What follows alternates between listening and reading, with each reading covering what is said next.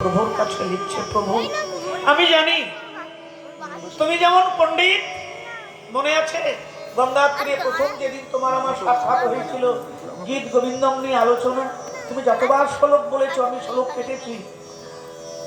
তুমি যেমন পণ্ডিত, আমিও পণ্ডিতের মেয়ে, আমি মেয়েটাও পণ্ডিতের। আমি জানি সন্ন্যাসী স্বামী যদি বৈরাগী হয়, সন্ন্যাসী হয়, পত্নীর কোনদিন সহধর্মিনীর কোনদিন তার কাছে পত্র প্রিয় শোভনীয় নয়, এটা আমি জানি প্রভু। কিন্তু এ পত্র আমার জন্য না, তোমার মায়ের জন্য। আমি শুনলাম তুমি বৃন্দাবন যাবে, কিন্তু শোনো, মা বলেছে বৃন্দাবন বেশি দিন থেকো না, কারণ বাংলার মানুষ কোনোদিন বৃন্দাবনে পৌঁছাতে পারবে না। কত দূর সেই বৃন্দাবন, কত দূর। কিন্তু প্রত্যেক বছর পুরী বাংলা থেকে লক্ষ লক্ষ ভক্ত লীলা চলে যায়। মায়ের বয়স হলো, মা বলেছে কখন তিনি দেহত্যাগ করবে। মায়ের মরা মুখটা তো দেখতে পাবে না, কিন্তু খবর তো পাবে তোমার মা আর পৃথিবীতে নেই। সচিমা বলেছিলেন, নিমাই লীলা চলে থাকো, যদি বড় ভালো হয়। তুই লীলা চলে থাকিস বাপ, আমি দেখতে না পাই, লোকের মুখে শুনতে পাবো যেমন ছেলেটা ভালো আছে। প্রভু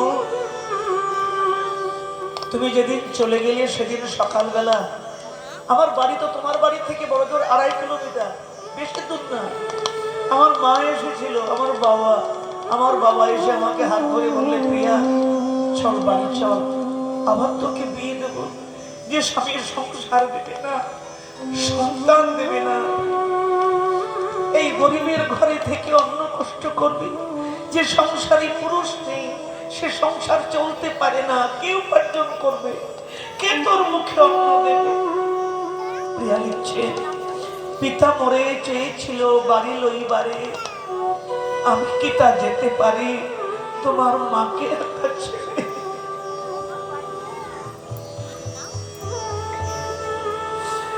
আমার বাবা মা আমার হাত ধরে আমাকে বাড়ি দিতে চাইল, কিন্তু কেউ না জানুক, আমি জানি প্রভু তুমি তোমার মাকে, বৃদ্ধ মাকে আমার ভরসায় রেখে গেছো, এটা আমি জানি। সেই জন্য আমি মা বাবাকে বললাম, আমি যাব না, এই ঘর আমার স্বর্গ, এই ঘরের চৌকাটের বাইরে আমি পা রাখতে পারবো না, তোমরা ফিরে যাও, আর কোনোদিন আমায় দেখতে এসো না। রাজি জানতেন যে হয়তো আমি মলিন বসন করবো, মাথায় তেল দেব না, এসব দেখলে আমার মা বাবা কষ্ট পাবে, আমি সন্ন্যাস জীবন যাপন করব, আমার মা বাবার কষ্ট হবে। তাই মা বাবাকে বললেন, তোমরা কোনোদিন আমার ভিটে আর এসো না, যাও, আমি কাউকে দেখতে চাই না। পিতা মরে চেয়েছিল বাড়ি লইবারে, আমি কি তা যেতে পারি তোমার মাকে একা ছেড়ে? আমি যাইনি, তোমার মাকে ছেড়ে যাইনি, যাব না। আচ্ছা প্রভু, যেদিন তুমি চলে গেলে তোমার পাটের ধুতি, চরণের নপুর, এসবগুলো খাটের উপরে খুলে গিয়েছিলে, আমি সেগুলো যত্নে ঘরের চালে বেঁধে রেখেছি। সারাদিন বাইরে থাকি, কোনো কষ্ট হয় না, রাত্রে ঘরে এসে শয়ন কক্ষে পালিশে মাথা দিয়ে যখন তোমার ওই ব্যবহারের জিনিসগুলো দেখি, তখন আমার ভেতরে তোমার বিরহের আগুন দাউ দাউ।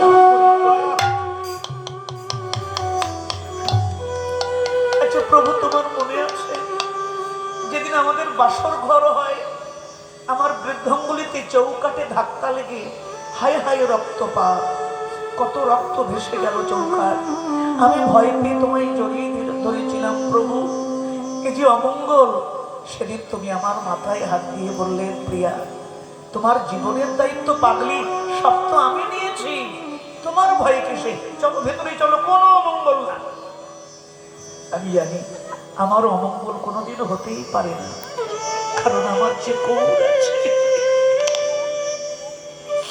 প্রভু এবার ইচ্ছেন, তোমার গলার চাদর বসন ভূষণ,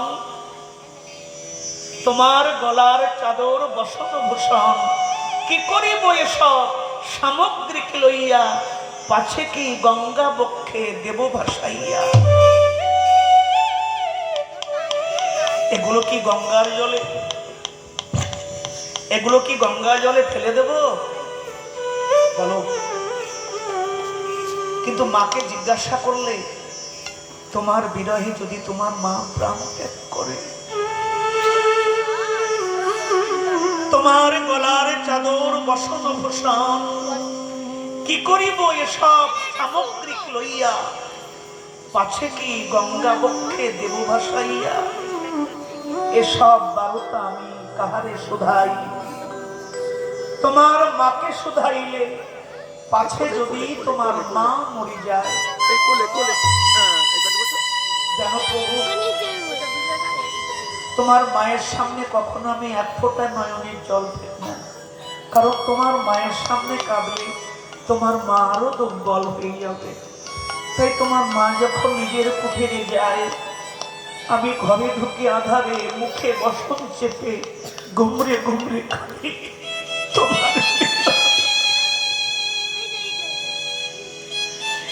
এসব বারোটা আমি কাহারে শোধাই, তোমার মাকে শোধাইলে পাছে যদি তোমার মা মরে যায়। আচ্ছা প্রভু, কি দোষ করেছিলাম আমি?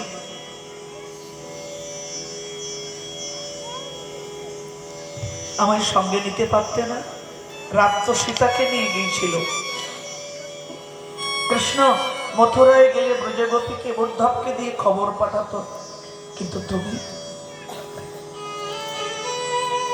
আহারে, আমি যখন গঙ্গায় স্নান করতে যাই, পাড়ার মেয়েরা বলে, আরে এখনো সিঁদুর পরে আছে, শাখা ভেঙে ফেল। আরে সন্তান দেবে না, সংসার দেবে না, এই শাখা সিঁদুর দিয়ে কি হবে?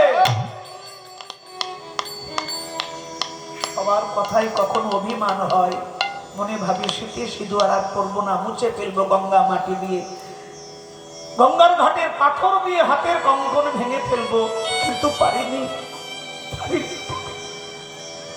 জানো, তারপরে লিখছেন, হাতের কঙ্কন ভাঙিবারে হলো ভয়, পাছে যদি আমার গৌরাঙ্গের কোনো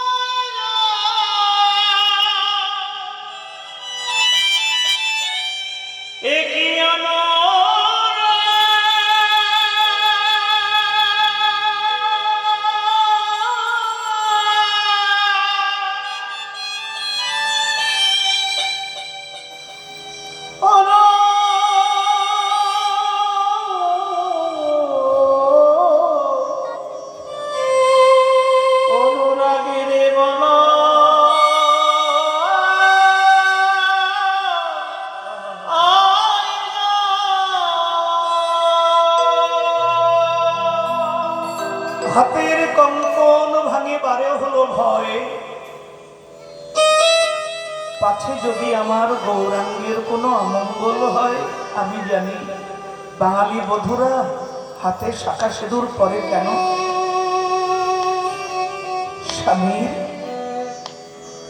স্বামীর মঙ্গলের জন্য। আমি হাতের কঙ্কন ভাঙলে আমার গৌরীর যদি অশুভ হয়।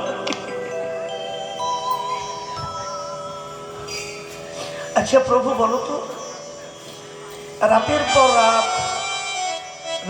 পর রাত তুমি শিবাস অঙ্গনে কাটিয়েছ, এই জগতের কোনো মেয়েরা মানবে? তুমি মানবে স্বামী যদি রাতের পর বাইরে থাকে? কিন্তু আমি মেনেছি। শ্রীবাস অঙ্গনে কীর্তনে পোহাইতে রাত্রি, শ্রীবাস অঙ্গনে কীর্তনে পোহাইতে রাতি। বলতে পারো তোমার অভাগী কোনদিন করেছে আপত্তি?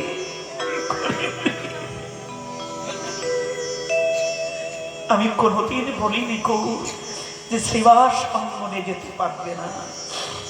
সোনার অঙ্গ তোমার, উজ্জ্বল বরণ গৌর বর দেহ, কোথায় কোথায় নাম করতে করতে কীর্তনে নগর কীর্তনে আছাড় খেয়ে পড়তে, সারা গায়ে ক্ষত বিক্ষত হয়ে ঘরে আসতে।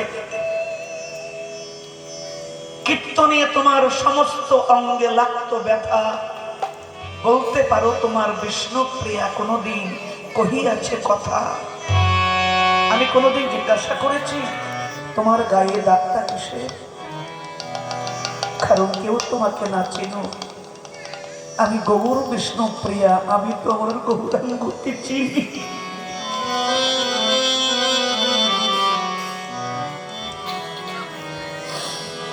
বিষ্ণুপ্রিয়া পত্র লেখে কাঁদিয়া কাঁদিয়া, গোবিন্দ দাস দেখে পিছে দাঁড়াইয়া। গৌর তাই প্রিয়াজি কেঁদে কেঁদে বলছে, এই দাসের কথা যেন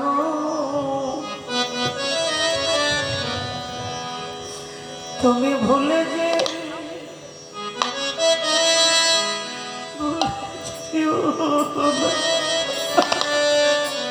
এই দাসের কথা যেন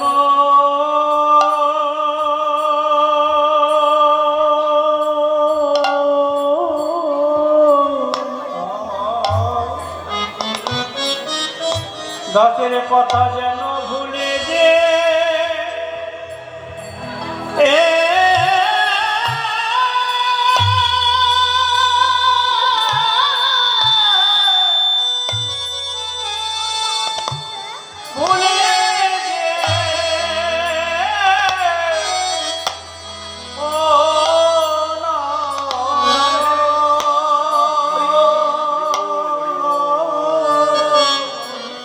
আমার যে কুলে জন, যে কুলে জন,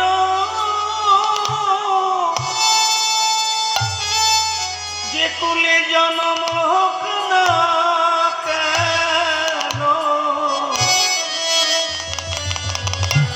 এই দাসের কথা যেন ভুলে